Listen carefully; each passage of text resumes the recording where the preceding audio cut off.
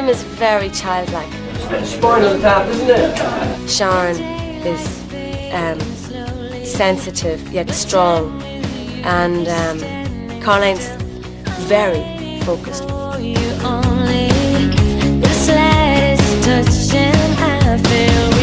Get up in the morning, generally have breakfast in the hotel. Bands don't get up this early usually. This is not the rock and roll life.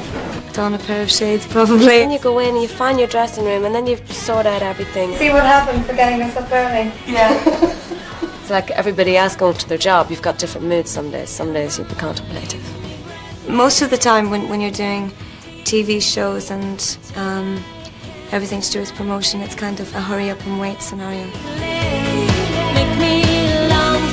You spend probably 99% of your time hanging around waiting to do the thing that you're supposed to do, and 1% of the time doing it.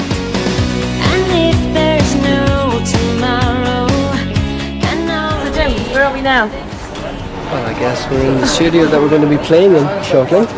Okay, so we're on the stage and this is where I'm going to be. And this is our normal setup. This is the setup we always have. And Andrea, Jim, and we're going to have Sharon over here. So we have stand-ins for the moment just for rehearsals. You know, I'd be set up the same way every night as most drummers are set up the same way, because I have a drum tech who set me up exactly the way I need to be. That's Bob on stage. No, that's the wrong way around. It should be nice and intimate because we haven't done something like this in quite a long time. That looks like an old mini Moog or memory Moog. I can't see from here, and it's brilliant old analog synth. Hello. How's it going? How fantastic to have the first-hand information right here in the gallery. Let's try. 3, 2, 1. There you go. 1, 2, 3, 4, 5. Paulie's doing hair and Jay, she's doing makeup, so we're just getting all ready for later on. Hey baby. Are you sure you know how to use that thing? Yeah, I'm good. I can't cope with it, Jim. I'm just going to put some foundation and so just even the skin tone a little bit. I don't want people to look at them and think, oh God, we don't recognise them anymore. you go again, you say you want your freedom. Well, who am I? Yeah, we're very much looking forward to doing the one and only because it's a much more intimate gig and, not as many people. I think it'll be nice to do that for a change. I always had it in my mind that I would have loved to get a family band together. We all played piano from an early age and, all learnt the different instruments that we play, and I just loved singing. What do you think you can prove?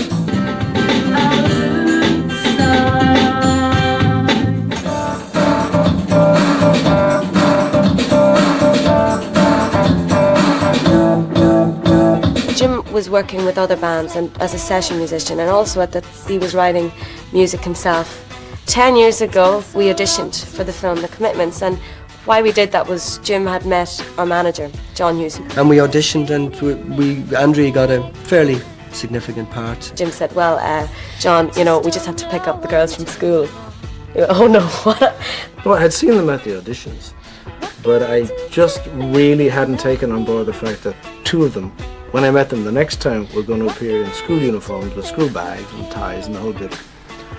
And it was quite a shock. And then we started to write and record and demo. I had a boyfriend who happened to live next door to Jim's house, and he played the drums, and one day I was watching him and I said, oh, teach me just an 8-beat or something. And then suddenly I just started playing more, and I used to go down there and practice. We were playing in a pub called Wheeland one night in Dublin, and Jean Kennedy Smith, the American ambassador to Ireland, came to our show, and as a result of that she asked us to go and play in the Kennedy Library in America. So our manager John Hughes thought it was a great opportunity to also, as he put it, shop for a record deal over there. It wasn't totally off the cuff, but it certainly was flying by the seat of your pants. And the next day we would have been leaving without a record deal. And John rang me and he said, okay, the car's picking up at such and such time. And by the way, you've got a record deal. Atlantic Records were on and they had offered the deal. And I went, oh, okay, and I put the phone down. We were all kind of, okay, fine. And then I went, oh my God, and I rang him back because I just never expected it, Say it's true, there's nothing like me and you. not alone. Runaway was the last song to go on Forgiven Not Forgotten. We came up with the song together. I would have run away. I would have run away. Yeah, yeah. I wanted our first album to make it huge around the world, everywhere. And now, in retrospect, I think we'd be over if it had. This must have sounded so ridiculous to my friends at school. Oh, yeah, we're going to be in a, we're going to get a band together. And I know people would have said, is she out of her mind? We did have something inside us saying, this is really where we need to go. This is what we love, and this is where our talents lie, and do it.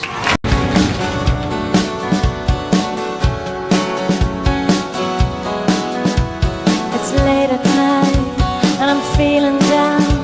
There are couples standing on the street sharing summer kisses and silly sounds.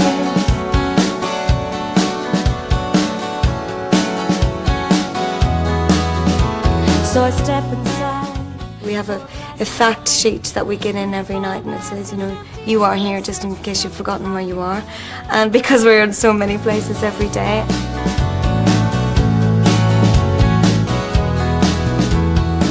No one ever really knows what's going on in the TV show. It is as you know. As soon as you arrive in, it's take left, you go right, and then it's all like that. But that's part of it.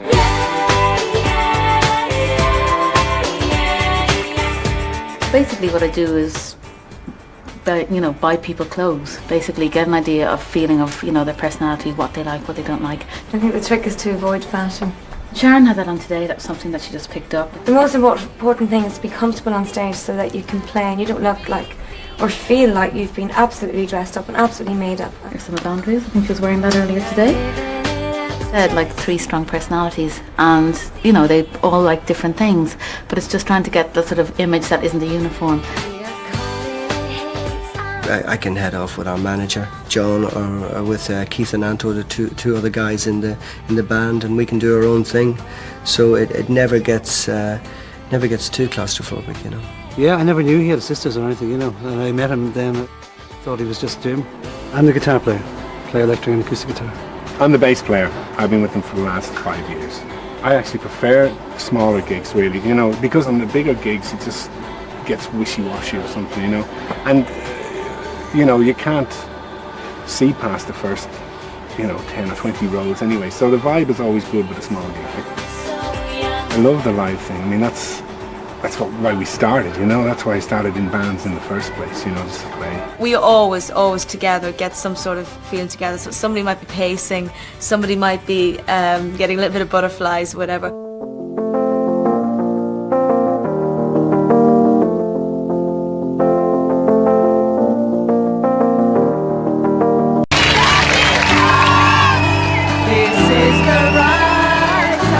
We're very fortunate as a band. We get it absolutely very loving reaction from our fans. They're my life, everything. Wow, I still would get a shock when I see a reaction happen amongst people when we walk into a room. It still kind of goes, but it's only me, Occasionally we get to meet some of our fans, and there's 3 of them inside now who are going to ask us some questions, and then they're going to see us perform later on.